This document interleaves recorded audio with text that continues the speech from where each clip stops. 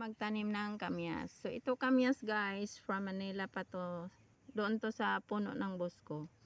So I think nabubuhay yung buto ng kamyas guys. Kasi sa puno ito eh. Tatlo ito pero isa lang ang nabuhay. So yan. Hindi ko na siya tinanggal sa pinagtaniman na lata ng corned beef kasi baka magtampo. So diyan na lang siya. Diyan. Kasi kailangan ng kamyas, 'di ba?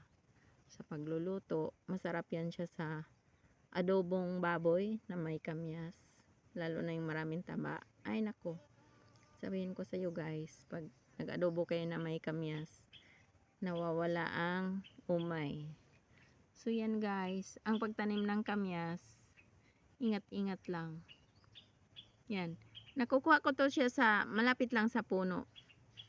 Hindi talaga yung katabi ng puno. Doon sa malapit lang. Siguro may buto doon na natapon.